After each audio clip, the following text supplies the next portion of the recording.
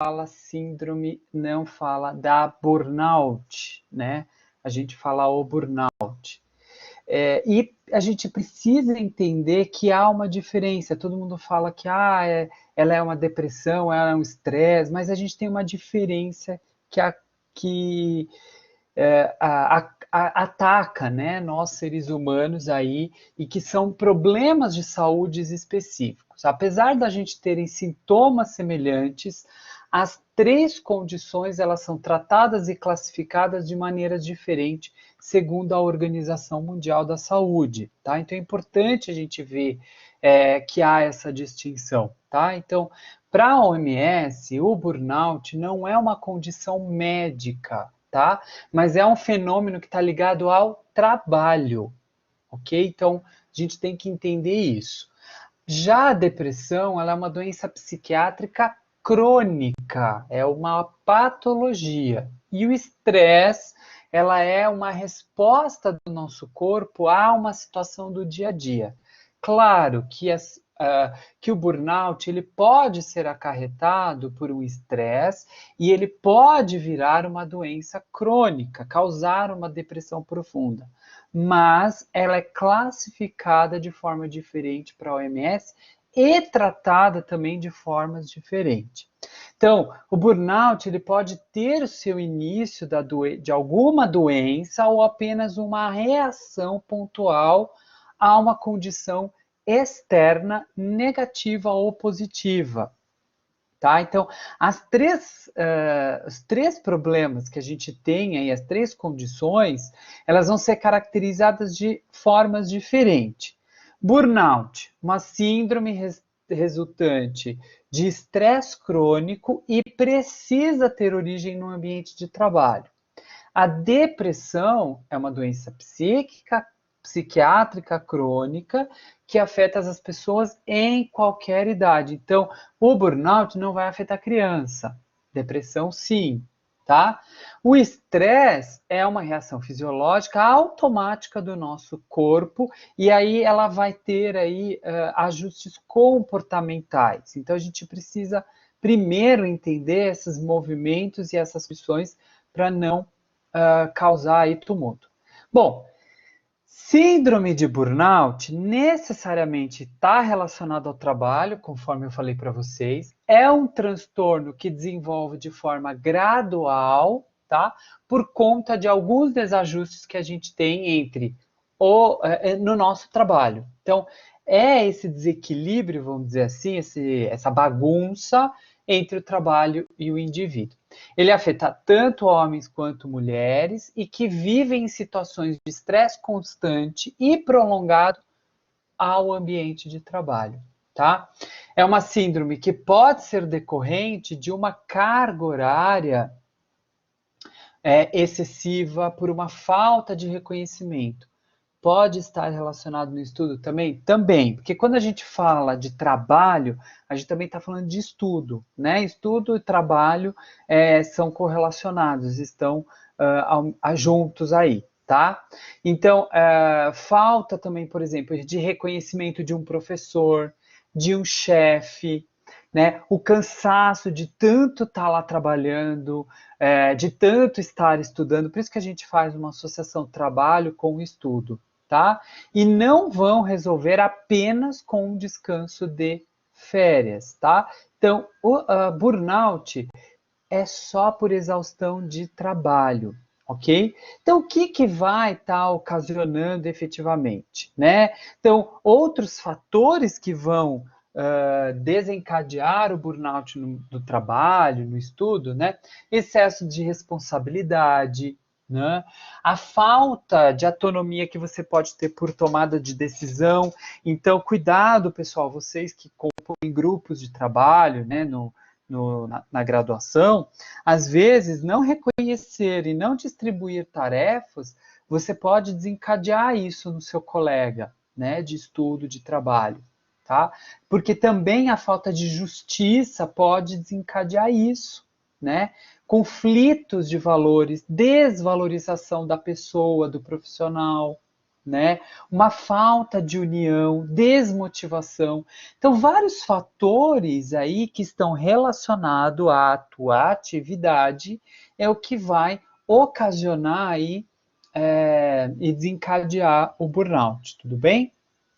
Bom, profissões que a gente tem aí mais estressantes do mundo. Eu não coloquei medicina veterinária efetiva, eu tirei essa fonte aí, é de uma fonte internacional, mas a medicina veterinária ela entra junto com a medicina, tá? Com um médico ali no segundo patamar. Então, profissionais de TI, professores, gerentes de banco, né? Profissionais da área bancária, área de recursos humanos, área de operações, né? Como a parte financeira, que precisa trabalhar com muito prazo, e médicos, né? Que aí a gente acaba entrando também com os médicos veterinários, por conta da. O veterinário em específico, eu não sei, acho que a professora Seles vai entrar mais nesse assunto, né? Da questão mais do profissional. Então, eu não vou tocar muito nessa questão. Mas é importante a gente ver que não estamos sozinhos, né? Eu aí, como eu falo que eu sou um veterinário prático, né? Não da clínica, mas da área de gestão. E eu estou aí junto com vocês, porque eu desencadeio algumas questões aí que são relacionadas à área de recursos humanos, né? Por ser professor também, ter essa exaustão. E a gente vê que agora na pandemia aumentou muito o número de pessoas que está desenvolvendo a síndrome, né? O burnout, perdão, mas aí não está percebendo, porque não sabe quais são os sintomas, não sabe o porquê, porque às vezes acha que é um simples estresse, quando na verdade não é, né? Pode ser aí sim burnout. Então, quais são os sintomas, né? Como é que eu começo a ter essa percepção? Então, cansaço extremo, irritabilidade, alteração repentina de humor, né? São muitas vezes semelhante a uma outra questão da saúde, né? Condições como ansiedade e depressão. Mas os principais efeitos do burnout são o cansaço excessivo físico e mental. Então a gente já acorda cansado e já tem aquele hábito de falar, ai, eu vou ter que trabalhar naquele lugar, mesmo que eu não estou me deslocando ao local e trabalhando no home office, acaba tendo aí também esse cansaço mental. E muitas vezes as próprias férias não elimina esse cansaço, né? Na questão física, a gente começa a ter muitas dores de cabeça e elas acabam sendo frequentes. Então, geralmente são dores que vão acarretar a lateral da cabeça, fundo dos olhos, a região da testa, né? Então, essas são as bem características. A alteração no apetite, então a gente acaba vendo que pessoas começam a ter ou a perda, né, diminuir o apetite ou comer excessivamente, porque está associado à ansiedade também. Dificuldade, a ansiedade pode ser pode ter um início, não é que vai ocasionar, é que nem eu falei lá no comecinho para vocês, né? A ansiedade ela vai levar você a ter também depressão, tá? Então eu preciso ter uma boa avaliação médica aí, tá? Dificuldade de concentração e pode dar alteração cardíaca. Gente, calma, né? Tem gente que já está aí pegando acho que no pulso e medindo para ver o seu batimento cardíaco. Fala, cuidado, que alguns fatores psicológicos e as nossas próprias conduções podem levar a desenvolver o sintoma e não ser necessariamente a síndrome, tá? Então, cuidado porque a gente cria os nossos monstros. Então, calma, né? A gente precisa de ajuda de um profissional. Então, por ter muitos sintomas parecidos com depressão e ansiedade, a gente acaba tendo aí, muitas vezes, uma identificação de forma incorreta da síndrome, tá? Então, quem vai buscar isso, quem acha que está passando por isso, tem que procurar um profissional. Já vou falar um pouquinho sobre isso, tá? Existem alguns elementos principais, né, que caracteriza o burnout e vai diferenciar tanto de uma ansiedade ou de uma depressão. Primeiro, exaustão, tá? Então, a exaustão é a sensação de que nós estamos indo além dos limites do que a gente tem dos nossos recursos, seja físicos ou emocionais, para lidar com determinadas situações. Por isso que eu falo, mesmo quando a gente tirando férias e às vezes saindo de licença, não vai resolver o cansaço. Por quê? Porque quando eu retorno, continua da forma que tirou. Então, muitas vezes, mudar algumas questões do trabalho ajuda. Outra questão é o ceticismo, né? Aquela reação constante da negatividade durante as dificuldades ou a falta de interesse do trabalho. Então, reclamar o tempo inteiro, né? É uma forma de instabilidade que pode ser até agressiva com as pessoas que nos rodeiam e os familiares, né? Então, pode estar... quando você ter essa irritabilidade com o seu trabalho, mais uma vez você está demonstrando aí o desenvolver do burnout, tá? E ineficácia, né? Essas três características, esses três elementos são fundamentais para você diferenciar as condições. A ineficácia é a sensação da incompetência, né? Então ocorre muitas vezes quando a gente está desequilibrado e quando a gente não está sendo reconhecido também no trabalho. Faz e o chefe não dá um feedback, né? Ou o líder, tá?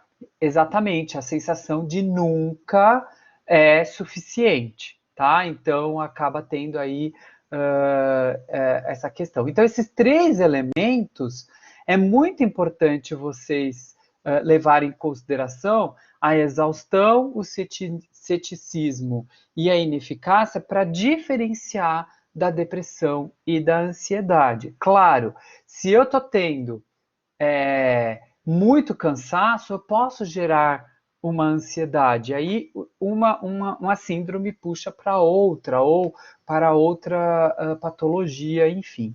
Então, o que vai resultar a esse tipo de condição, né, no trabalho? Então, o absenteísmo, né, a pessoa que falta muito no trabalho, ou até mesmo quando a pessoa vai trabalhar e está com a cabeça avoada, né? Já começa a notar no ambiente de trabalho o desenvolvimento dessa síndrome. Então, eu preciso prestar muita atenção. Então, assim, se eu já estou tendo alguma coisa, seja ansiedade, seja esse cansaço excessivo, insônia, irritabilidade, cansado do meu trabalho, eu vou procurar um profissional da saúde. Então, primeiro a gente procura um psicólogo, né? O psicólogo ele vai estar te dando uma orientação, ele vai estar te trazendo aí a melhor forma, e aí depois você vai ser encaminhado ou para um psiquiatra, se for o caso mais severo e que precisa ser tratado com ações medicamentosas, mas o burnout muitas vezes ele é tratado com a psicoterapia, né? As terapias integrativas também auxiliam muito no papel de ajudar, né? A professora Seres vai falar aí um pouquinho para vocês de como evitar, de que pode estar acontecendo. A Laís colocou aqui, eu acho que na faculdade os alunos deveriam ter acompanhamento psiquiátrico e psicológico. Então é assim, vou falar pela Imbi Morumbi, como é que funciona. Acredito que tem outras pessoas aqui que são de outras instituições. A universidade, nós temos o NAP, Núcleo de Apoio Pedagógico, né? Então, muitas vezes, os alunos que vão para esse setor é identificado por uma equipe e encaminhado. Mas a faculdade ela não pode se responsabilizar por esses assuntos, porque muitas vezes as pessoas não estão cientes ou não aceitam, né, qualquer tipo dessas condições. Então, muitas vezes, os núcleos das universidades, eles dão um apoio e encaminha, né, a pessoa para um tratamento, aconselha, né, na verdade, porque a gente não pode simplesmente mandar, a gente tem que aconselhar e encaminhar. Então, procure a sua faculdade, né, que você estude, veja se ele tem um núcleo de apoio pedagógico que conta com psicoterapeutas, psicopedagogos, pedagogos que podem estar auxiliando e encaminhando. Mas vejam bem, né? Volto lá a dizer, para eu poder identificar se realmente eu estou com os sintomas, né? Eu tenho que estar relacionado a trabalho ou ao estudo. Se eu, se eu perceber que não está relacionado com nenhuma das minhas atividades, não é burnout, tá? Aí é uma outra questão, pode ser o início de depressão, pode ser um início de estresse, né? E aí precisa ser realmente avaliada por um profissional qualificado, tem que ser um psicólogo, ok? Ou um psiquiatra. Esses são os profissionais que podem estar identificando, tá bom? Eu acho que a minha parte fica bem tranquilo com relação a isso. Nós podemos dar continuidade agora com os próximos passos, professora Séries. Posso passar a palavra para você?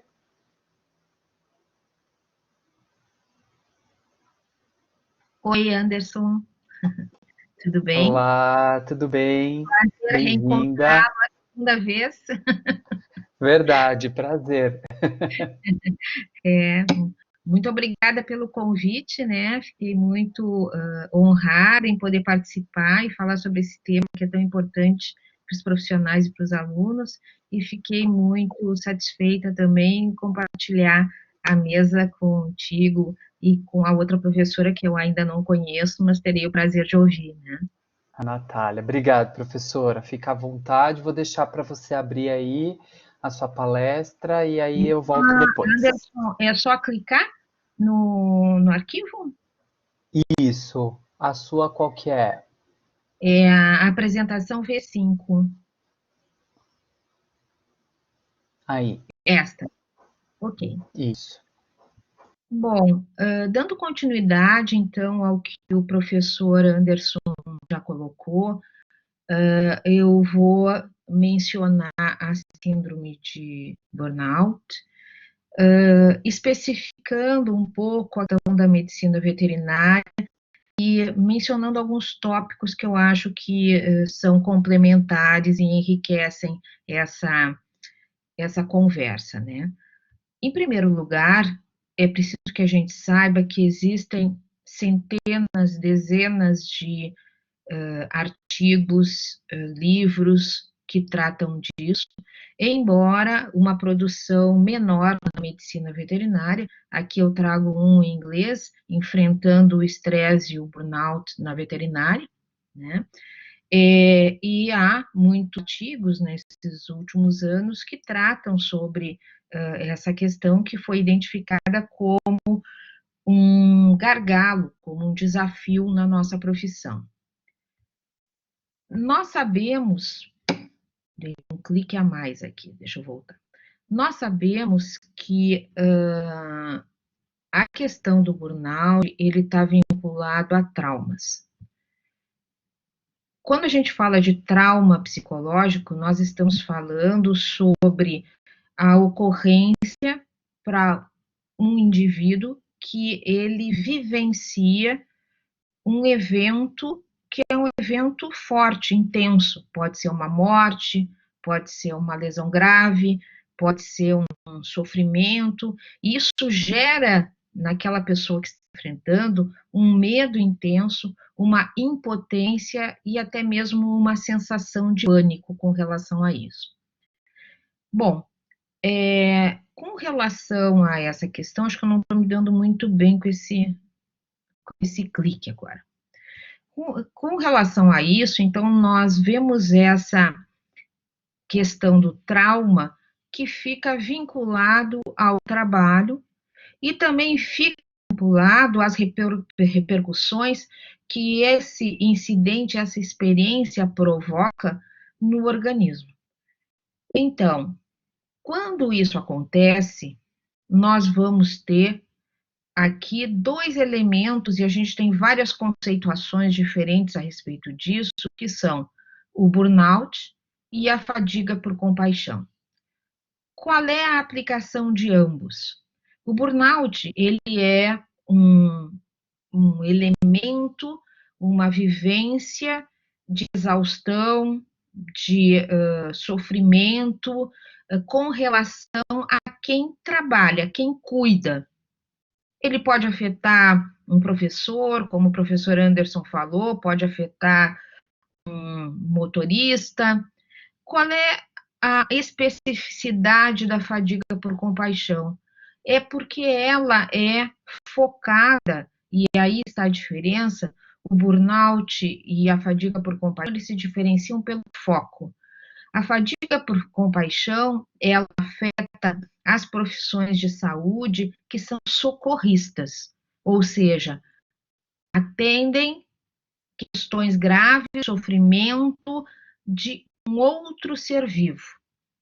No nosso caso, então, é claro que eles trocam informações, o burnout ele faz parte da construção da fadiga por compaixão, mas no nosso caso especificamente, e nos outros de profissionais da saúde, a fadiga por compaixão, ela dá conta melhor sobre os elementos que tem a diferença de foco entre esses dois conceitos, essas duas abordagens. Nos veterinários, a fadiga de compaixão, ela leva ao esgotamento, ela leva à depressão, porém, ela também pode ser provocada por eventos anteriores que levaram que esse indivíduo, esse profissional, esse estudante traz da sua vida anterior, que é um trauma psicológico que vai afetar a sua profissão. Quando a gente fala do trauma relacionado à fadiga por compaixão, nós estamos falando de um evento, de uma história de vida, que a pessoa se lembra desse evento meses, anos, né? Mesmo que seja de uma forma inconsciente, ele está presente, e é por isso que se relaciona a questão da fadiga de compaixão com um quadro clínico que a gente chama de estresse pós-traumático. No início e no decorrer desse processo, a maior parte das pessoas não percebe que está sofrendo. Esse estresse pós-traumático, na veterinária, ele é muito mais intenso do que nas outras profissionais da saúde. Por exemplo, nós sabemos que os veterinários têm uma taxa de 2,5 vezes maior de suicídio do que os profissionais da medicina humana. Nós sabemos que os veterinários têm uma taxa de suicídio 3 vezes superior aos odontólogos. Então, isso é muito grave. E nós sabemos que os estudantes de veterinária têm um índice muito superior de adição a drogas e ao alcoolismo. Há estudos que tentam que as pessoas que escolhem ciências exatas, elas têm uma característica, uma probabilidade de enfrentar esse quadro com mais frequência que das outras profissões. Isso é a questão mais relevante. A Rosane está dizendo que está cotando o som, é isso? Tá dando uma picotada, assim. Mas e o que é isso? Provavelmente, deixa eu ver se é a conexão. Às vezes é a conexão. Ah, você tá com a conexão baixa, por isso. Ele dá essa picotada. Então, Agora tá Professora, a senhora melhor. está perto do eu Wi-Fi? vou. Se tiver algum cabo para conectar, normalmente a conexão melhora.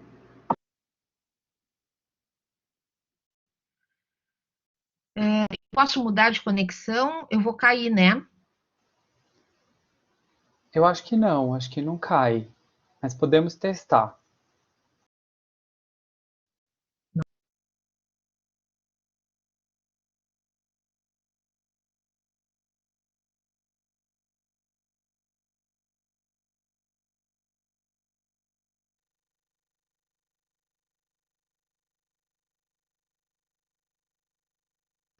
Aguardar um pouquinho até que a professora Séries consegue alterar aqui e a gente volta, dar continuidade.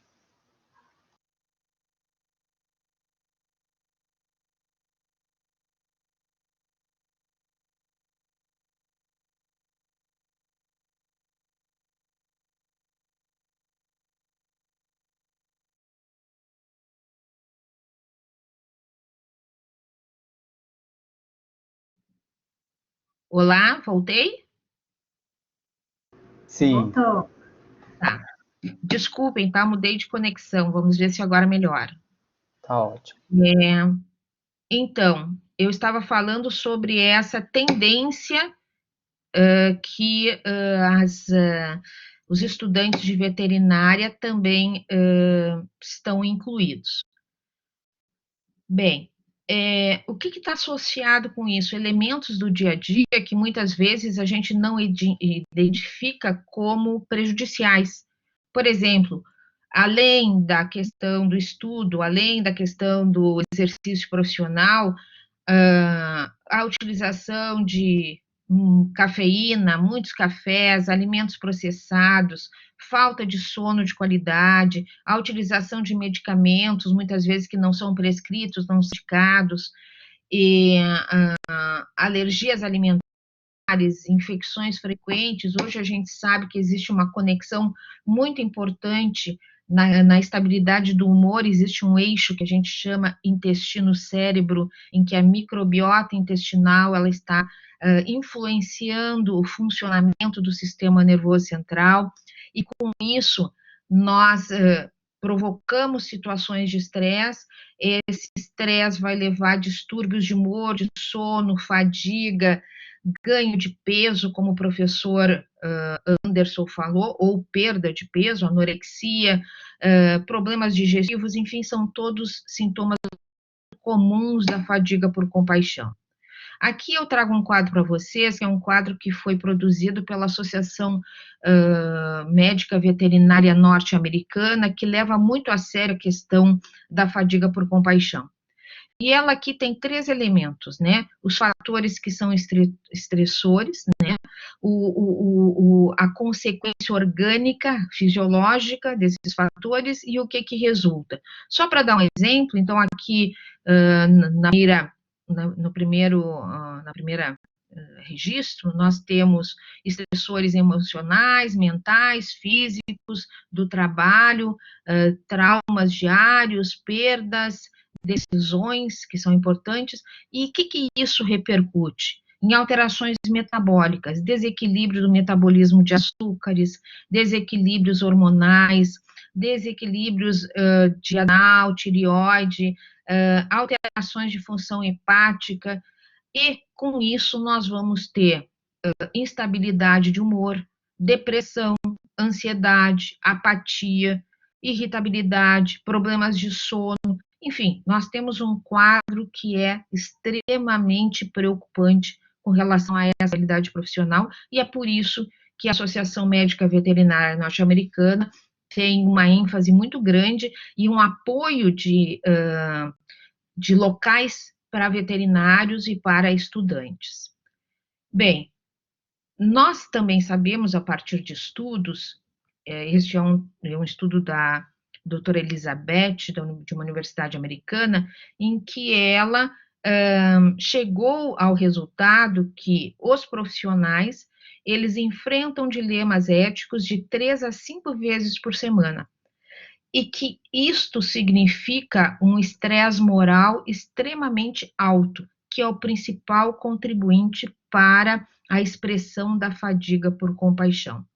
Aqui eu queria só comentar sobre a questão dos estudantes e os estágios que fazem durante a faculdade, e que muitas vezes eles são estágios que levam o estudante a ter um estresse muito grande, porque existe um conflito entre o que é ministrado na faculdade e o que o estudante presencia na prática clínica ou na prática cirúrgica ou qualquer outro estágio que ele está fazendo.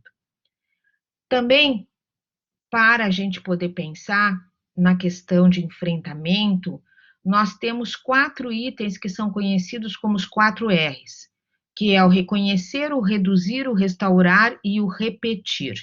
Isto significa o seguinte: o reconhecer, é preciso que a gente identifique quais são os gatilhos e fatores de estresse que mobilizam nossos sentimentos e provocam o nosso sofrimento.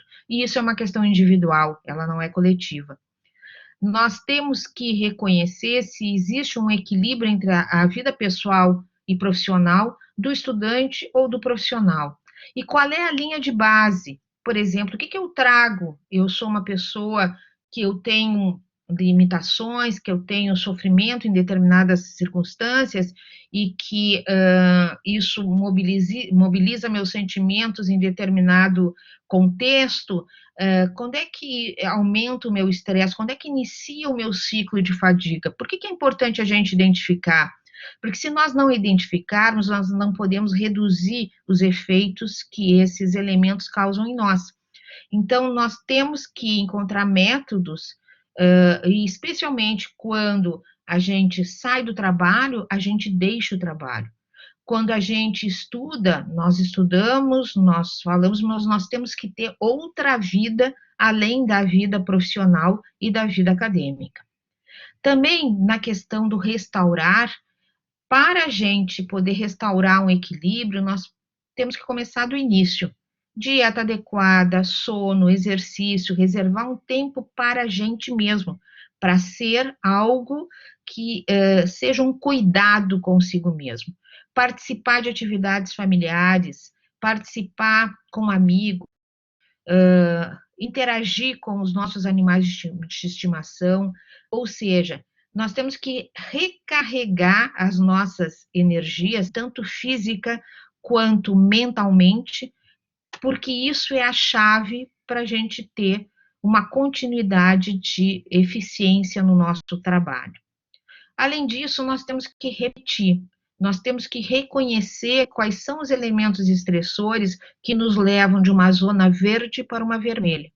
A gente tem que constantemente praticar boas estratégias de autocuidado para combater a fadiga e repetir os processos. E por que a gente precisa repetir? Aqui eu queria dizer para vocês, quando a gente tem um evento traumático, quando a gente tem alguma coisa que nos afeta, a gente, num primeiro momento, a gente vai tentar ter uma resposta adaptativa, que, diante de um evento que é incomum, é anormal, a gente não está habituado, a gente vai tentar ser flexível, ser resiliente àquilo. Mas pode ser que a gente consiga, não funcionou, esse evento se transformou em um aspecto negativo na nossa vida. Então, nesse momento, nós vamos ter comportamentos e sentimentos que são compatíveis com esse evento traumático. A gente tenta, de alguma maneira, pensar que isso passou. E a gente tenta assimilar isso como uma experiência negativa, mas que não nos afeta. A gente tenta integrar isso no nosso pensamento de uma forma que fique mais isolado. Algumas vezes, esse esforço de integração, ele é positivo, e aí a gente esquece aquilo e a gente tem um comportamento saudável. Porém, em outras vezes, a gente não consegue integrar. Esse esforço, ele é mal sucedido. O que acontece? Aí a gente volta para a fase, para o comportamento e sentimento inicial e aí o estresse agudo. E quando a gente repete várias vezes esse ciclo, porque a gente não consegue, a gente é mal sucedido em lidar com essa experiência, nós vamos ter um estresse crônico e nós vamos ter um problema que precisa ser resolvido. Bom, aqui eu trago para vocês um autoteste que foi proposto pela Susan Coyne, é uma assistente social que trabalha muitos anos com veterinários nos Estados Unidos, e ela pergunta o seguinte: nas últimas 2 semanas você ficou extremamente chateado, choroso por causa de estresse no trabalho ou pelo estudo? Evitou televisão, filmes ou jornais que lembram de algo assustador? Trabalha mentalmente casa porque não consegue parar de pensar em coisas que viu? Teve dificuldade para dormir ou pesadelos com o trabalho? Sentiu que não consegue administrar a sua vida ou que ela está fora de controle? E continua. Sentiu-se isolado dos amigos, colegas de trabalho, da sociedade em geral? Não consegue parar de doar, mesmo que esteja ficando sem recursos, e esses recursos podem ser emocionais, financeiros, de trabalho, de estudo. Guardou os seus problemas só para si mesmo? Desistiu de atividades que você gosta? Gritou com pessoas? Se assustou facilmente? Bebeu mais álcool ou usou outras drogas que alteram a mente, comeu comida só fast food, de baixa qualidade, fumou, usou soníferos, comprou ou jogou mais do que o normal. Segundo ela, todas as pessoas vão ter pelo menos um sim nesse autoteste. Quando é que a gente passa da zona verde para a zona vermelha? Quando a gente responde sim para mais que 50%, tá? Aí, isso seria um sinalizador que a gente precisa de buscar ajuda e que mesmo que a gente não reconheça, nós estamos tendo problemas. Bem, como ferramentas de enfrentamento ainda, nós temos que lembrar que a intensidade do sofrimento, ele depende da questão basal de cada indivíduo, das suas histórias anteriores de vida, da sua resiliência, até mesmo da sua formação desde a infância. Na ajuda profissional, nós podemos procurar quando nós sentimos que isso realmente é uma questão importante para nós, a ajuda psicológica, psiquiátrica, a psicanálise é feita por qualquer um desses profissionais e geralmente nos ajudam bastante no enfrentamento. Há também a questão da utilização dos antidepressivos naturais, lazer, repouso, leitura, exercícios, meditação, que fazem com que a gente possa tentar equilibrar os elementos mais preocupantes do nosso dia a dia com outros que são mais lúdicos e que são mais positivos para nós. Quando possível, a gente pode ter o afastamento ou a troca de trabalho. A gente sabe que isso não é muito fácil no nosso contexto brasileiro. Temos também a possibilidade de ter a farmacológica, que, é claro, é uma prescrição privativa da psiquiatria, em regra geral, ela está baseada numa associação de melatonina e antidepressivos.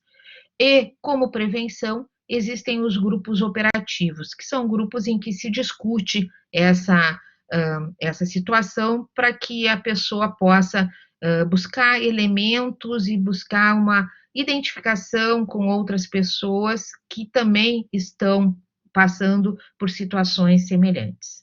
Então, eu quero agradecer, né? Eu não me apresentei inicialmente, mas sou veterinária, eu tenho doutorado em psicologia e pós-graduação em farmacologia e toxicologia veterinária. Já dei aulas em cursos de psicologia veterinária. Hoje eu sou diretora e sou uma das sócias fundadoras do Instituto de Saúde e Psicologia Animal, que oferece cursos à distância na área de saúde e psicologia, e também sou presidente da Associação Latino-Americana de Zoopsiquiatria, vice-presidente da Associação Brasileira de Bem-Estar Animal e trabalho também como coordenadora de um mestrado em terapia assistida por animais na Espanha. Então, assim, eu gosto muito dessas abordagens e acho que elas são extremamente importantes para o estudante de veterinário, estudantes de outras áreas das ciências da saúde e para os profissionais. E parabenizo, então, o Coletivete por essa iniciativa e também pelo convite. Obrigada, gente. Obrigado, professora Seres. É sempre bom ouvir a senhora falando desses assuntos bem bacanas. Uma pessoa aí ao concurso no assunto. Vamos dar continuidade então, agora a doutora Natália. Bem-vinda, doutora Natália. Obrigada. Para dar continuidade aqui à nossa palestra, ela vai se apresentar, vai falar um pouquinho aí sobre alguns projetos. Bem-vinda, doutora. Muito obrigada, queria agradecer a Coletivete de novo pelo convite. Para mim é sempre um prazer vir aqui falar com vocês. Muito prazer aos outros dois professores que eu não conhecia ainda e tive um imenso prazer de assistir às aulas, eu adorei, anotei um monte de coisa aqui.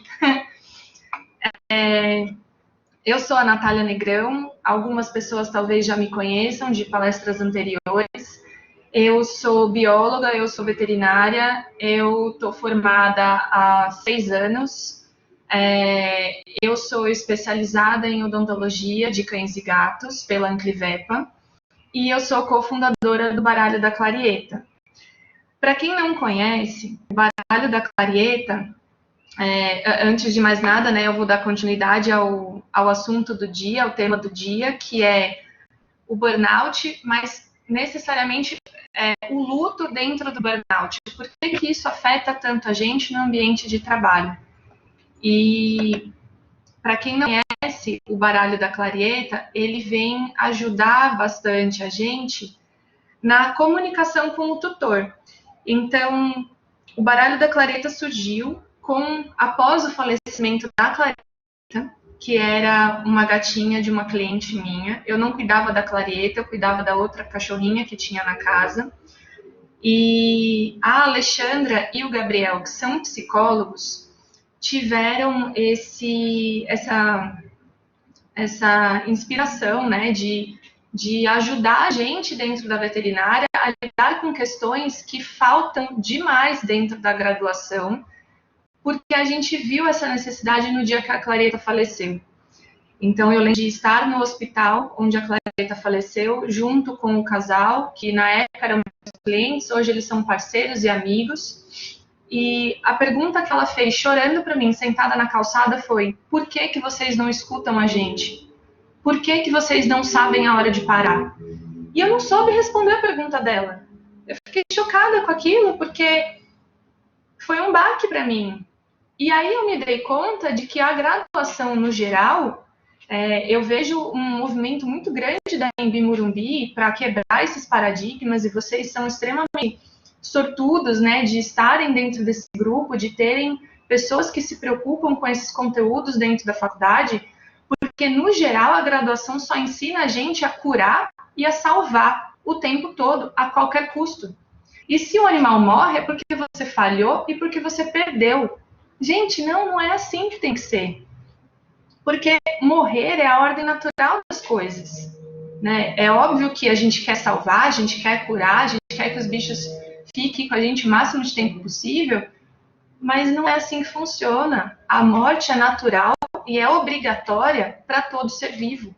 E a gente precisa aceitar isso melhor. E a gente precisa falar sobre isso. É um tabu muito grande a gente falar sobre morte na sociedade, não só dentro da rotina veterinária. Então, a gente, em conjunto também com a Gabriela, da Bichos Brasil, que é minha amiga de faculdade, a gente desenvolveu o Baralho da Clarieta, baseado num baralho que já existe para os seres humanos dentro dos cuidados paliativos, para facilitar a comunicação. Quando a gente dá uma má notícia, quando a gente fecha um diagnóstico de uma doença que não tem cura, de um câncer fase terminal com metástase, de uma doença renal crônica já bem avançada, de um processo de Alzheimer super instalado. Então, a gente vai conversar com aquela família de uma forma mais lúdica, mais leve, sobre como ela vai se preparar para o fim de vida do animal e o que você pode fazer como veterinário para deixar esse processo mais leve. Porque não é porque o bicho vai morrer que tem que ser sofrido, que tem que ser um fardo, que tem que ser triste, tem que gerar um trauma para essa família e nem muito menos para você. Então, vou dar um exemplo. Eu falo para o cliente escolher uma carta, né? Tem várias cartas, mas assim, vamos supor que esse animal tenha mais um mês de vida. Vamos supor. Então, ele vai pegar um bolinho de carta e vai escolher, dentro das quase 40 cartas que a gente tem, ele é o porta-voz do animal e ele vai dizer para a gente o que não pode deixar de acontecer com o pet no momento final da vida dele.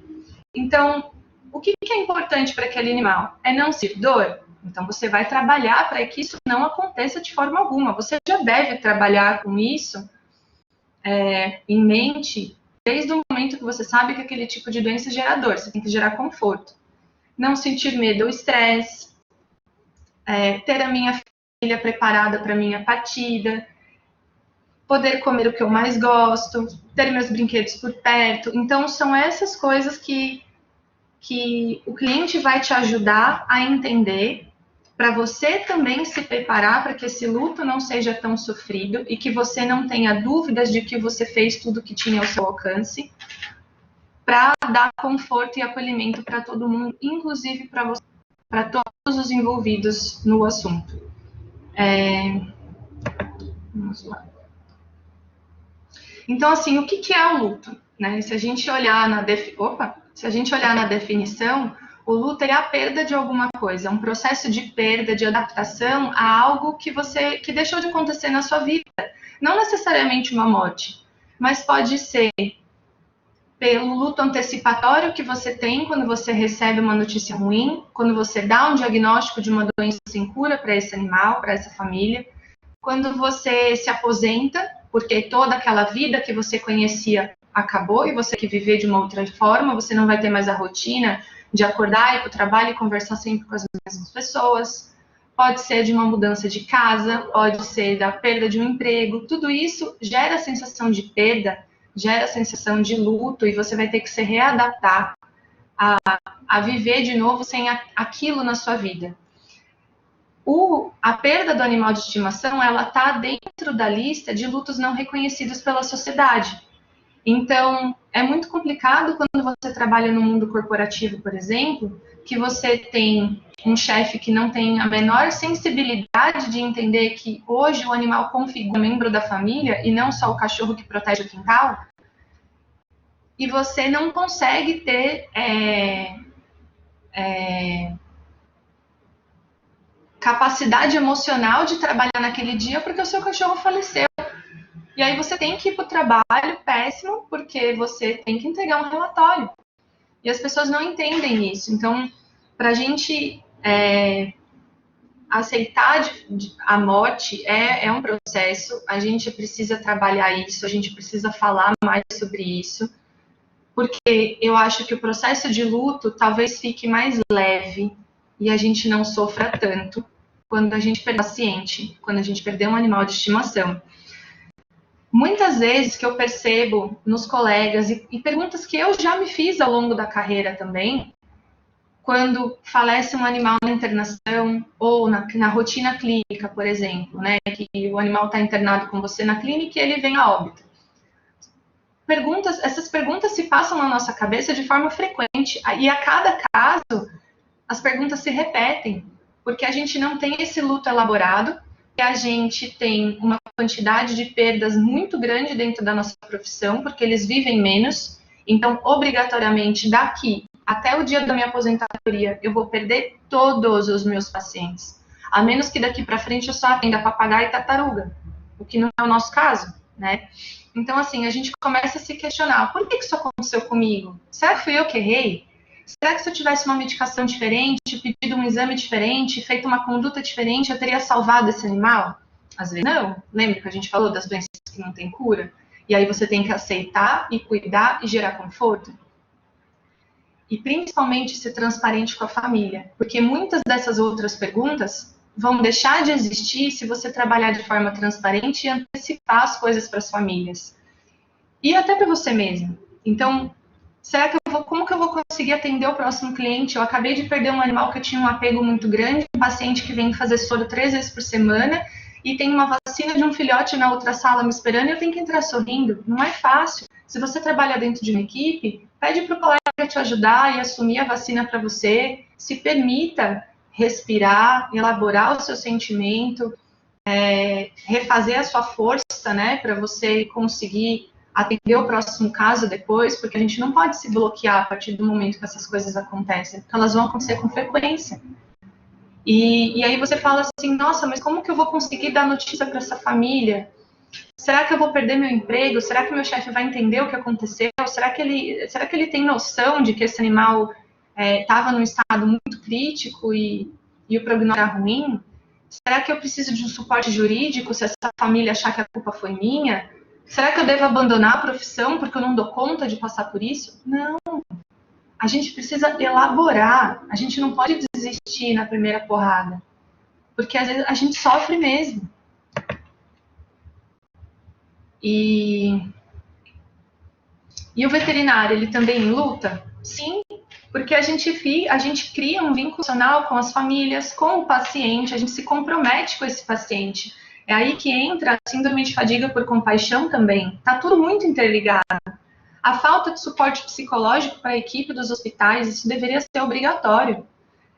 Falta de limite emocional com as famílias, a gente ultrapassa essa barreira de eu sou médico, eu estou aqui para cuidar do bicho, a gente se envolve com a família, a gente sofre junto. A cobrança excessiva, a autocobrança excessiva e a cobrança da sociedade, porque às vezes esse animal chega com uma metástase, com uma doença já extremamente avançada, e a cliente que já deu o quiabo, a receita da vizinha, o que o Google mandou, a receita que a avó mandou, chega para você num estágio absurdamente avançado, onde você já não tem mais o que fazer, e eles te cobram porque você não salvou o bicho, sabe? A gente coloca muitas vezes o bem-estar do paciente acima do nosso, e isso está errado. Se a gente não estiver bem, como que a gente vai cuidar do outro? A gente precisa ter a nossa mente saudável, o nosso corpo saudável, para a gente não ter que cuidar de uma doença nossa lá na frente, porque a gente colocou o trabalho acima de tudo. Ter equilíbrio. E a gente tem que lembrar que a gente não é Deus, que a gente não é super-herói, a gente não tem controle da vida e da morte, a gente não vai salvar todo mundo. E o que a gente pode fazer para ajudar? Para se ajudar, né? Ajudar a gente ter mais equilíbrio na vida. Tem que aceitar os seus limites. Então, se eu não sou a pessoa mais apta a cuidar de um câncer terminal, eu preciso da ajuda de um especialista. Eu preciso trabalhar em conjunto com um oncologista. Eu preciso discutir o caso com o chefe do hospital, para a gente trabalhar com as melhores ferramentas que a gente tiver. Esses são os seus limites emocionais. Se você não está pronto para lidar com aquela dor, busca ajuda. Você tem que estar atento aos sintomas. O professor Anderson falou no começo, né, quais são todos os sintomas que a gente tem de burnout, a depressão por síndrome de fadiga por compaixão. A gente precisa estar atento ao que o nosso corpo está mostrando para a gente saber procurar ajuda. A gente precisa de um hobby, a gente precisa de uma atividade extra-profissão, porque senão a gente se afunda na veterinária, a gente vira o workaholic, não é não, porque a gente está buscando um hobby, eu desliguei o meu celular metade de um dia, porque essa metade desse dia realmente para mim, que eu sou egoísta, que eu sou ruim, que eu sou uma péssima médica. Não, eu preciso estar com a minha cabeça boa, lembra? Senão eu não dou conta de cuidar de ninguém. Isso reflete diretamente na qualidade do meu trabalho. E se a qualidade do meu trabalho está ruim, quem paga o pato é quem? O paciente. Eu preciso buscar leitura sobre o tema, sobre o luto, sobre a morte, sobre o burnout, sobre a síndrome de fadiga por compaixão, sobre o estresse. Eu preciso conversar com alguém que saiba, que tenha um pouco de empatia e entenda o que eu estou passando e saiba me ajudar. Se você não tem ninguém para conversar, você pode buscar grupos de apoio ao luto, por exemplo. Existem vários institutos que trabalham com esse segmento. E a gente deve fazer terapia. Deve. Eu sempre falo que eu tinha um preconceito muito grande com a terapia. Eu achava que era coisa de gente da cabeça fraca, até que eu me vi com a necessidade de procurar um profissional. Porque não é a mesma coisa que conversar com um amigo. Não é. Ajuda profissional faz muita diferença na nossa vida. Eu faço terapia há 3 anos, eu não largo mais por nada no mundo, mudou a minha forma de encarar o trabalho, de estabelecer limites, de reconhecer o que não me faz bem, reconhecer quais são os gatilhos que me fazem mal e de isso, reduzir isso o máximo possível para que eu esteja bem para cuidar do outro. Eu já precisei, inclusive, me desligar de clientes, de passar a bola, de encaminhar para outro profissional, porque a demanda emocional era tão grande que eu não dava mais conta, estava me adoecendo. Então, eu encaminhei para outro profissional e continuei cuidando de outros pacientes, porque eu não dava conta. E isso é reconhecer limite. Isso é reduzir os gatilhos, né? De coisas que não te fazem bem para você não adoecer. Eu deixei também algumas sugestões de literatura para vocês procurarem. O material vai ficar disponível sobre o assunto. Tem também algumas instituições que falam exclusivamente sobre o luto, que dão apoio psicológico, que tem grupos de atendimento, tem atendimentos de valores reduzidos para quem tiver apertado de grana. Tem todos os sites, tem uns materiais muito legais para vocês olharem e lerem a respeito e mostrarem para os colegas que não estão aqui hoje e você percebeu que ele ficou muito abalado com uma situação que talvez poderia ter sido mais fácil de lidar, indica o material para ele. E se o negócio apertar muito, liga para o CVV, conversa com eles, é importante. E para quem quiser conversar comigo também, tem os meus contatos, a página do Instagram, meu telefone, meu e-mail, e aí sempre à disposição para conversar com vocês. E muito obrigada. Obrigado, doutora Natália. Enriquecedor também as suas abordagens. Eu não conhecia o baralho Clarier, tá? É importante que agora eu até trago nas minhas aulas para ajudar os alunos aí, porque esse tema que a gente está discutindo hoje, quando eu trago para eles, geralmente é no final do semestre, né, de luto e síndromes e tudo mais, geram muitas perguntas, né?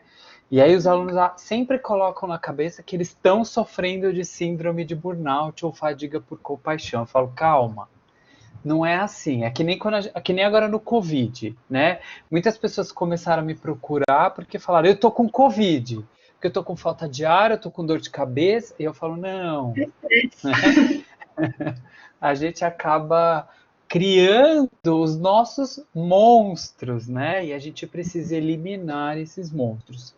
Então, pessoal, eu acho que é muito importante vocês terem observado que a professora Séries trouxe para a gente uma pesquisa e um teste simples que a gente consegue estar realizando, né? A doutora Natália trouxe um enriquecimento de como a gente lidar com os tutores na forma do luto. Então, essas dicas e essa atenção que a gente tem que ter para nós, em primeiro lugar, é muito importante, né?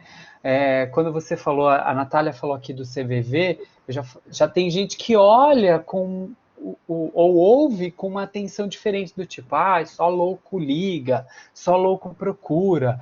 E aí eu costumo dizer um ditado, né? De louco todos temos um pouco. E que legal que a gente age dessa forma, né? Porque se a gente começa a ter essa percepção, significa que algo em mim precisa ser modificado e eu preciso ter essa atenção. Então, vamos olhar primeiro para a gente, né? E o fator do apego pelo tutor é muito importante a gente saber separar, né? Ele vai ter o momento de luto dele, você tem que respeitar isso e não absorver isso para você. Porque é o que eu falo, a única certeza que a gente tem da vida, do reino animal como um todo, seja humano ou animal, né, efetivamente, é a morte. né? Nós precisamos aprender a lidar com relação a isso. Eu queria só contar uma historinha antes, porque muitas pessoas falam que eu acabo sendo um pouco sem sentimento, um pouco frio. Mas eu vou explicar como que eu mudei essa questão do meu emocional e do meu sentimento no decorrer da minha vida. Eu não tenho muita experiência de vida, eu tenho 40 anos, pouquinho mais de 20 de experiência profissional, mas eu pude ter a oportunidade de trabalhar diretamente com um hospital na área de cuidados paliativos oncológico pediátrico. Então, assim, é difícil quando a gente lidar com a morte, com os animais, quando a gente perde um animalzinho que a gente gosta, que faz parte da família? Sim. E dói muito mais quando a gente perde uma criança, que é nosso filho, que teve um câncer, e que eu preciso dizer para este pai, para essa mãe, em que agora é a gente dar conforto e esperar até que ele se vá. Então, durante o meu estágio num hospital grande em São Paulo, onde eu tive essa oportunidade de conhecer, eu aprendi com os pacientes, eu aprendi a conhecer a força de uma mãe que vai perder o seu filho que tem 2 anos, que tem 5 anos, e que não vai mais conviver com aquele ser dentro de casa. Então não é que nós nos tornamos frios, nós aprendemos em que na vida a gente tem uma passagem, né? E que se eu não estou sabendo lidar com essas situações e com essas adversidades que a vida também nos proporciona, né? Outras, pandemia agora, que ninguém nunca viveu isso, é o momento que eu tenho que parar e procurar uma ajuda, né? Então, a partir dos sinais do que eu tô, se eu não quero mais sair da cama, se eu passo no meu canto, olhando muitas vezes para o nada e a cabeça trabalhando, opa, eu preciso de ajuda, né?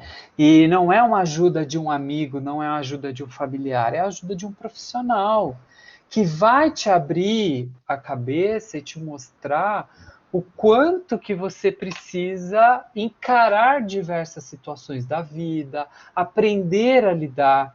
Então, hoje, vocês que são estudantes, que estão aprendendo, se começar a ter essa percepção agora e a lidar com essas situações agora, mais para frente vocês vão ver que se torna muito mais fácil, né? De lidar com um tutor que vai ter uma perda, de dar uma notícia que, gente, má notícia não é só a morte. A má notícia ela pode também vir acarretada, por exemplo, de um tutor que não tem condições financeiras e quer muito salvar a vida do seu animal. Para ele, a condição financeira é uma má notícia. Você dizer para ele que uma cirurgia custa 10 mil reais.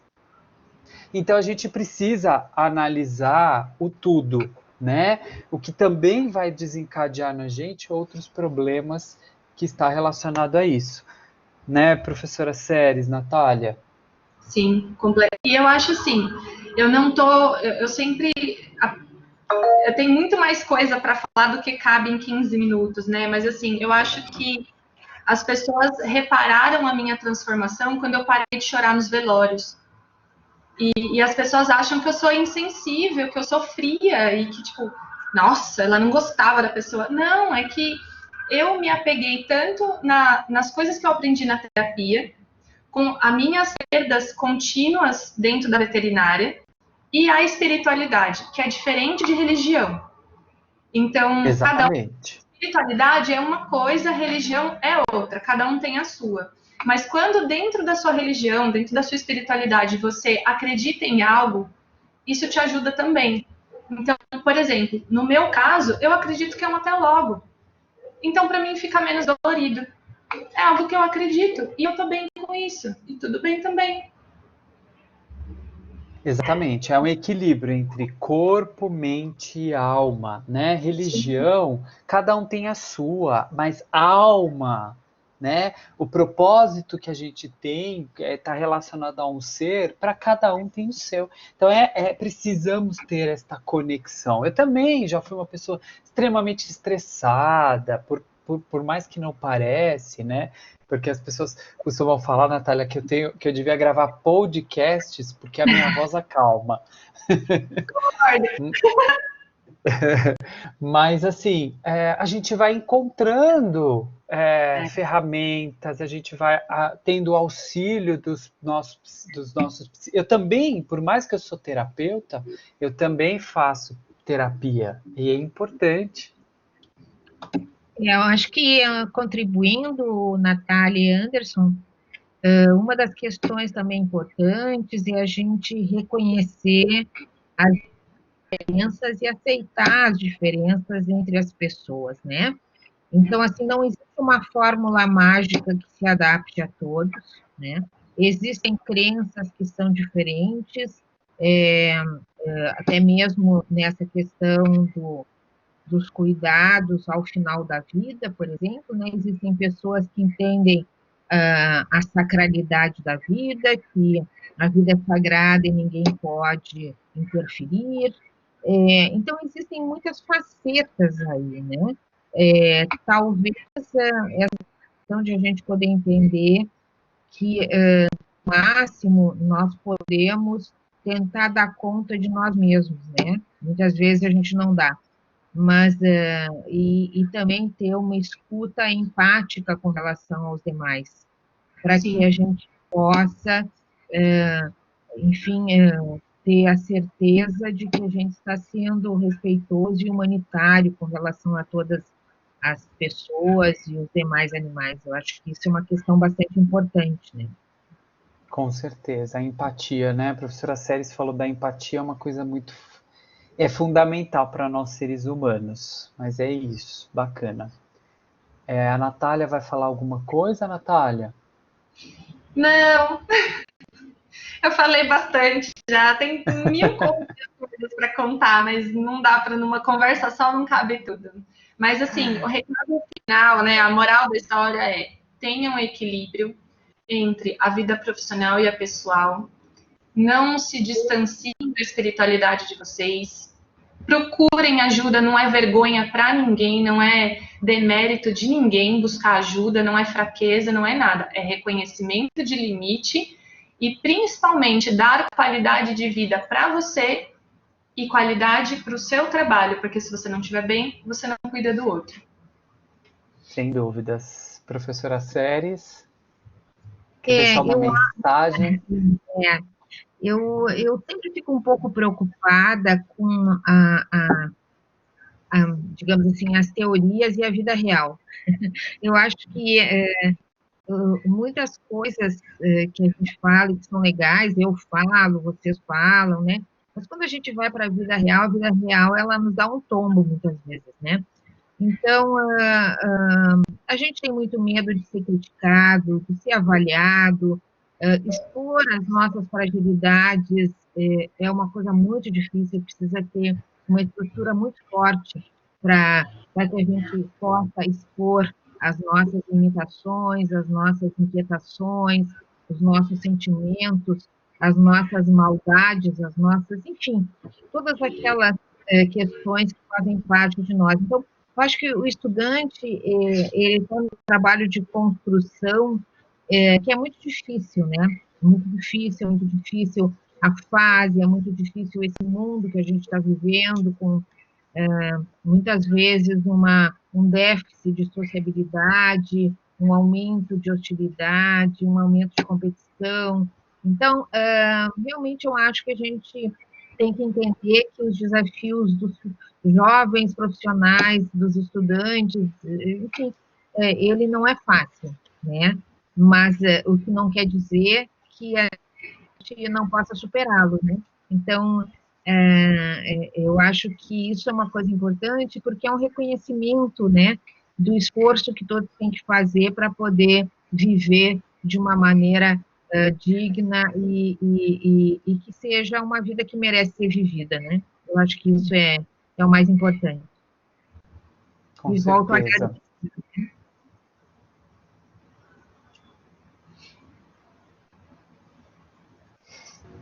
Legal. Eu assim, o que eu deixo de legado é que, pegando esse gancho de tudo que a professora Seres disse agora, eu acho que a gente precisa começar a perder o medo, né? A partir do momento que a gente perde o medo, ou que a gente identifica esse medo, a gente consegue aí abrir a nossa caixinha, que é tão fechada, para poder receber a ajuda, né, seja de um profissional que esteja capacitado aí para estar contribuindo. Evelyn, agora eu passo para você. Você vai fazer o Vamos sorteio, não lá. sei? Sim, deixa. Pessoal, então primeiro, professor Anderson, professora Séries, doutora Natália, foi incrível, sem palavras, assim, para a mesa redonda. Muito, muito obrigada, foi maravilhosa. E não sei se vocês foram acompanhando os comentários, mas também muitos ouvintes aqui elogiando. E com certeza a gente sai dessa mesa diferente em muitos aspectos.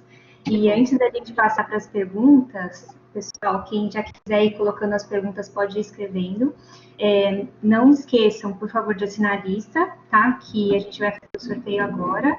E só antes disso, eu vou abrir rapidamente para Larissa do JAC falar do simpósio que ela não conseguiu falar antes por causa do áudio. Vamos ver se agora está funcionando. Larissa, pode abrir seu microfone. Oiê, gente, tudo bem? Obrigada, Evelyn. Obrigada, pessoal. Primeiro que foi incrível a palestra, sensacional o tema e essa parceria maravilhosa, eu amei. Segundo, só para falar do nosso simpósio, nosso quarto simpósio de anestesia e cirurgia, nos dias 10 e 11 de outubro.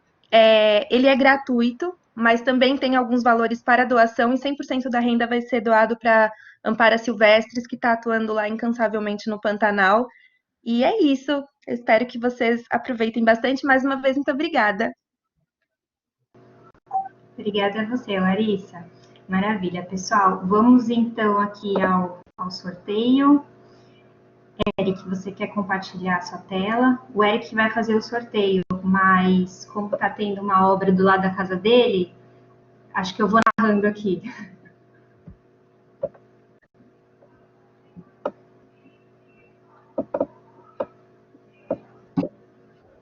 Apareceu. Calma aí, deixa eu primeiro tá minúsculo. Tá.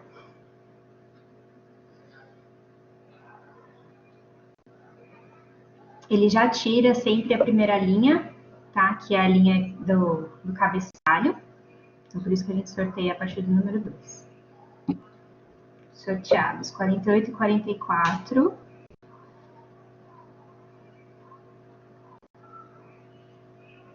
Regiane Leite de Arruda, tá aí? Escreve aqui no chat pra gente, por favor. Boa! Regiane e o Glauber Ferreira, tá por aí também? Escreve pra gente.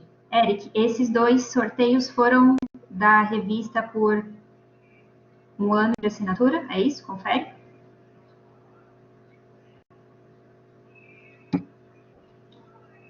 Tá. A Regiane ganhou o kit Premier e o Glauber ganhou a assinatura. Boa, parabéns, pessoal. Temos mais sorteio? Ah, não, o próximo sorteio já é, na verdade, de todo mundo que participou. Então, boa. Vamos ver se o Glauber respondeu. O Glauber está ouvindo a gente, está por aí, senão a gente vai sortear de novo. E você perde sua assinatura de um ano na revista. Triste. Eric, acho que a gente pode sortear.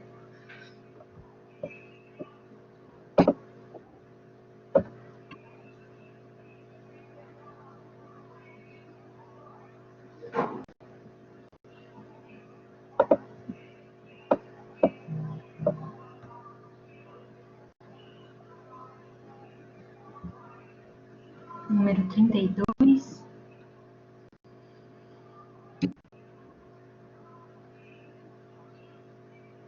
Giovana Galvani Talo, tá aí?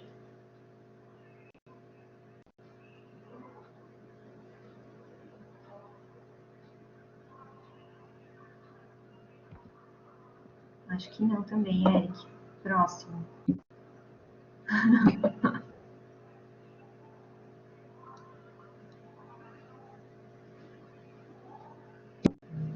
63. Vamos torcendo aí que uma hora chega. Luísa Putinato, tá aí?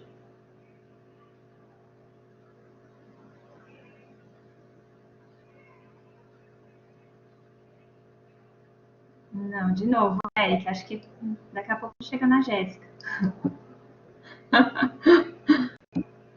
Acho que o pessoal estava com fome e já saiu correndo para almoçar antes da próxima aula. 29. Isadora Dias.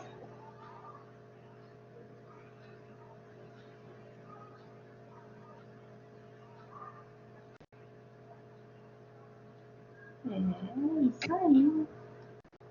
Isso que ainda tem uma galera aqui, né, nos participantes. Boa, Laís. A gente já passa para você, tá? Quando for a parte das perguntas. Ninguém quer. Gente, é 1 ano de assinatura. Isso é impossível. Giovana já foi. 66.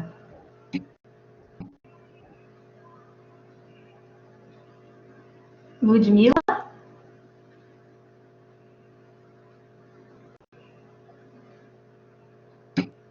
Aê, boa! Parabéns, Ludmila! Chegou o seu momento.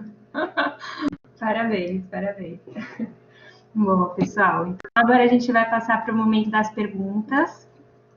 E a Laís queria abrir o áudio dela para compartilhar rapidamente a experiência dela. E eu não vi aqui, não sei se os demais membros viram, se alguém mandou perguntas, mas eu não estou vendo. Então, se vocês tiverem perguntas, agora é o momento também, tá? Então, Laís, pode abrir seu áudio, fique à vontade.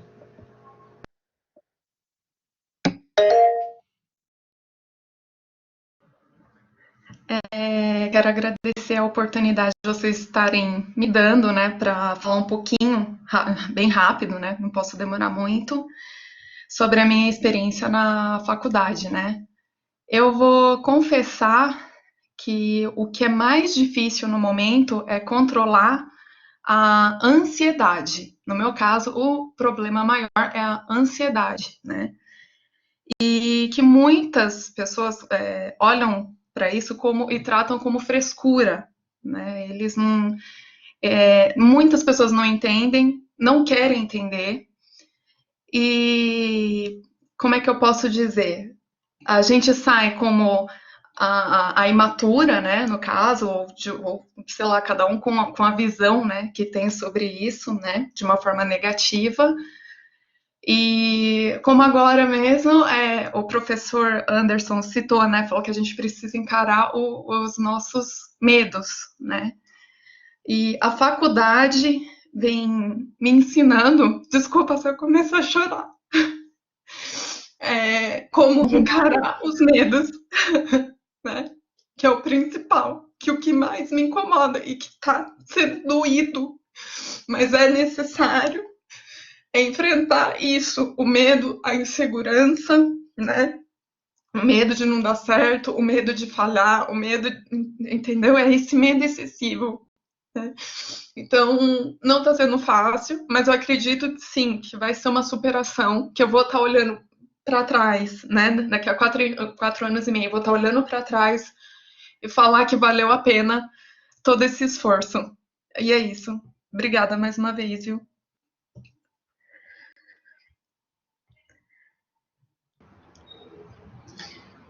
Eu acho que você vai olhar para trás e vai ver que tudo valeu a pena, só que dá para ver que você está bem abalada com alguma coisa, né? Que você, não sei se você já faz terapia, se não fizer, procure.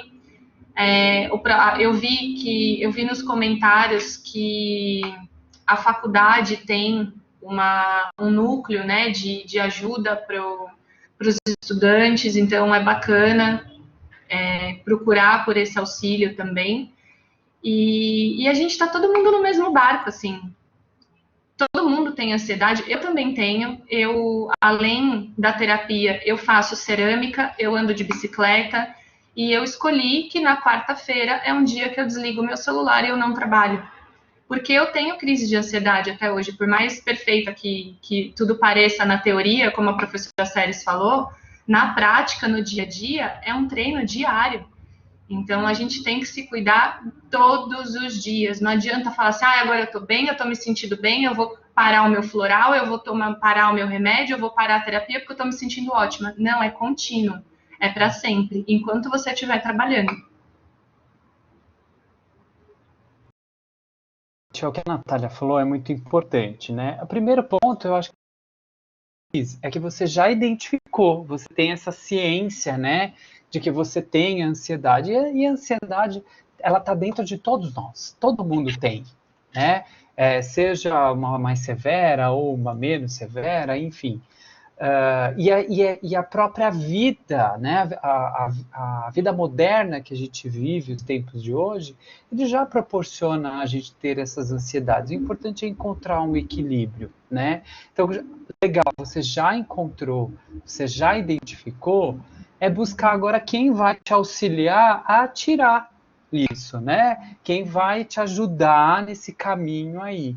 Então, começar por uma terapia, né? Se realmente você vai precisar tomar uma medicação, quem vai dizer é o profissional que vai estar habilitado ali para estar te conduzindo e auxiliando, né?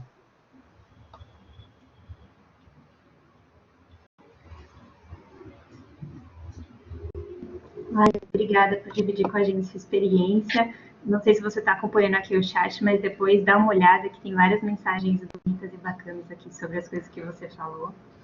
E passando agora para a próxima pergunta, a Andressa enviou assim: gostaria de entender a diferença entre uma ansiedade pontual, no caso de provas, por exemplo, ou a doença em si, que vai além do meio estudantil e impacta até mesmo na higiene pessoal. Professor ou professora Séries ou doutora Natália, se algum de vocês quer começar. Bem, posso começar, né? Depois o Anderson e a professora Natália também, né? A ansiedade pontual, ela é uma expectativa, né? A gente tem uma alteração em função de uma questão do desfecho. Esse desfecho ele pode ser positivo ou negativo. Então, eu vou encontrar o namorado e eu fico ansiosa porque eu vou encontrar um namorado, mas é uma coisa positiva, né? Eu tenho uma alteração emocional pontual e uma vez ocorrida ou não, porque a ansiedade ela se trata de uma expectativa e não a realidade. Ansiedade, a gente tem que diferenciar de medo, que medo é uma emoção em função de um fato real, e a ansiedade é por uma percepção e não por um fato real.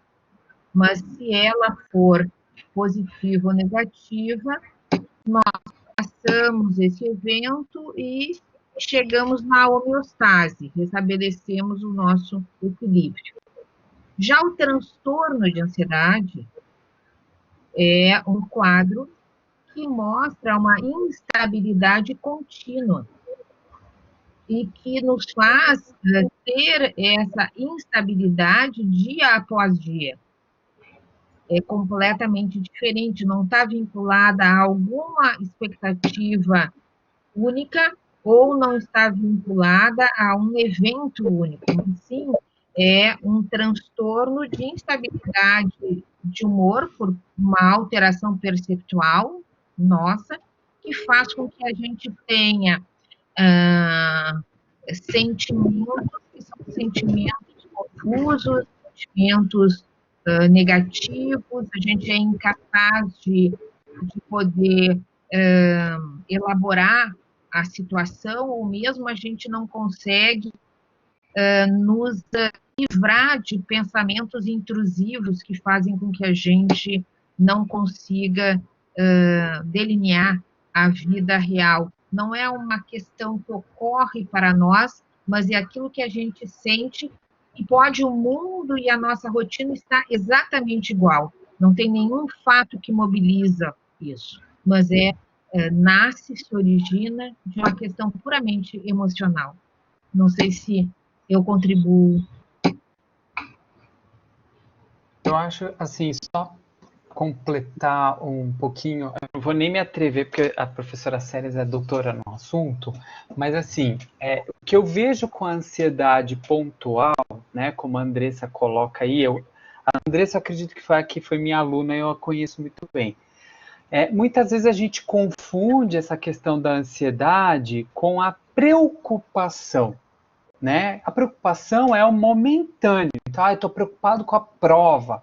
E aí ali eu vou ter alguns sintomas físicos por conta daquele momento. Passou a minha prova, passou essa ansiedade momentânea, que é uma preocupação.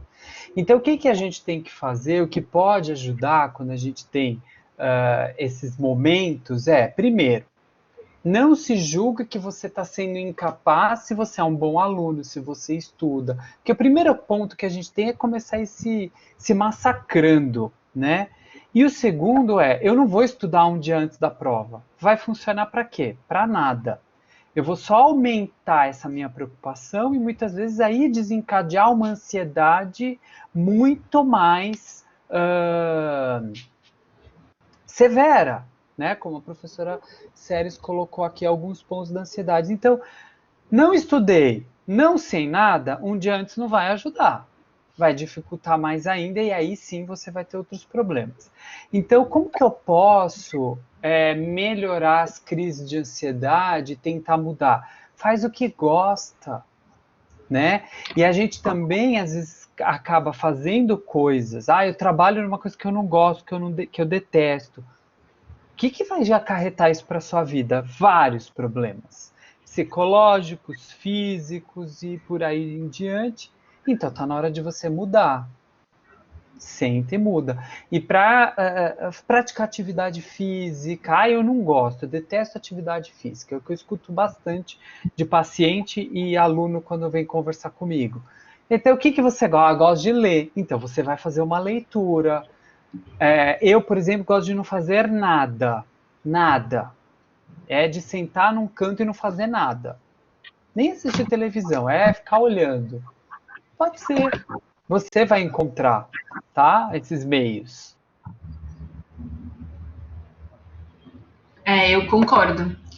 Eu vejo, assim, por experiência própria, quando eu consigo, hoje, depois de muita terapia, eu consigo identificar quando eu tenho uma ansiedade pontual, que é aquele nervoso ali do momento, né? É o que o professor falou. Você tá nervoso, dá um piriri, você faz a prova, o piriri passa.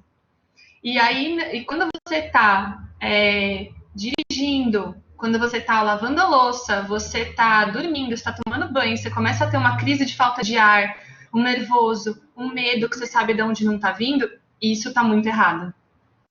E aí você precisa buscar ajuda profissional.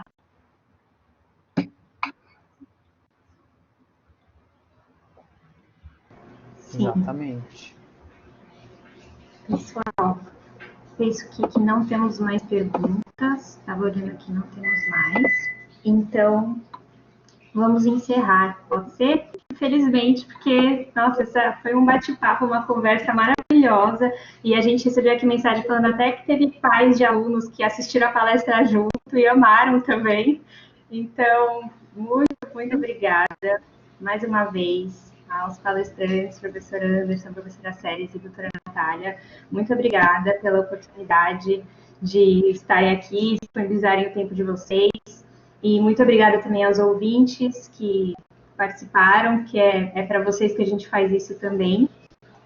E obrigada aos grupos de estudo que toparam essa parceria com a gente nas divulgações e fazer acontecer. Tá bom? Então, nos vemos em breve nas próximas palestras. Fiquem de olho nos cronogramas dos grupos de estudo e nos simpósios. Tá bom? Obrigada, gente. Tchau, tchau. Tchau, gente. Obrigada. Tchau. Tá, obrigado. Obrigado.